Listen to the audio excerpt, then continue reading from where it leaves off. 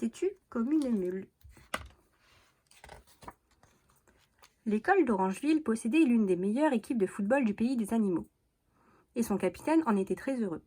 Jusqu'au jour où Lily la mule rejoignit son équipe. Lily et sa famille venaient d'emménager à Orangeville, et ses parents avaient rejoint la caserne des pompiers. Lily, avant, vivait à Muleville. Rien d'étonnant à cela, Lily est une mule.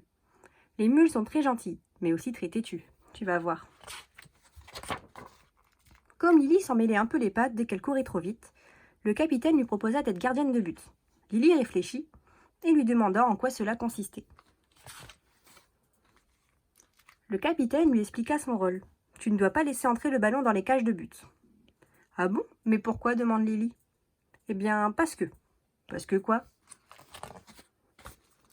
Parce qu'à chaque fois que le ballon rentre dans cette cage, l'équipe adverse marque un point. Et si elle marque plus de points que nous perdrons le match. Je vois, répondit Lily. Donc je dois empêcher le ballon d'entrer dans cette cage. C'est exactement cela, tu as compris. L'équipe d'Orangeville affrontait celle de Citronville. L'arbitre siffla et la partie commença. Soudain, le raton laveur de l'équipe de Citronville s'empara du ballon, courut à toute vitesse et le lança vers la cage que Lily protégeait. Lily se hissa sur ses pattes et l'attrapa à pleines dents. « Bravo !» crièrent tous les joueurs de son équipe qui ne s'attendaient pas à ce que Lily joue aussi bien. Lily leur fit un grand sourire, tout en gardant le ballon entre ses dents, ce qui n'était pas si facile que ça.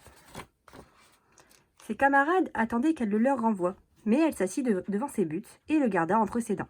« Lily, tu dois nous renvoyer le ballon !» cria le capitaine. Lily fit non de la tête. « Lily, rends ce ballon !» insista le capitaine. Lily n'était pas du tout d'accord et lui tourna le dos. Les joueurs se regroupèrent autour d'elle pour la supplier de lâcher le ballon. « Non, non et non !» répondit Lily. « Si je vous le donne, vous allez encore essayer de le mettre dans mes buts. Et l'équipe adverse remportera la partie. »« Mais c'est tout le but du jeu, lui expliqua le capitaine. »«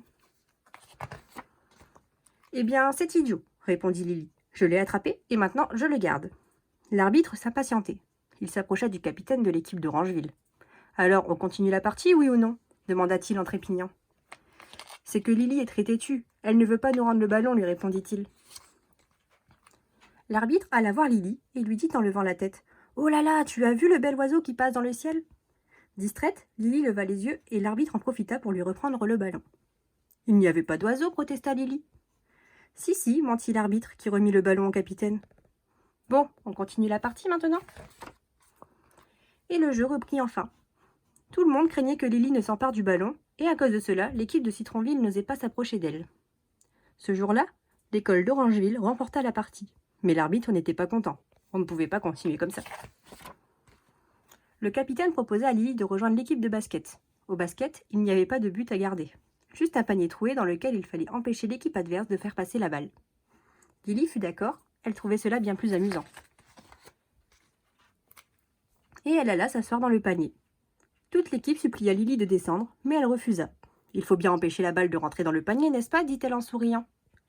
Depuis l'arrivée de Lily à l'école d'Orangeville, lorsque quelqu'un s'obstine, on dit de lui qu'il est têtu comme une mule. Tu comprends pourquoi maintenant ?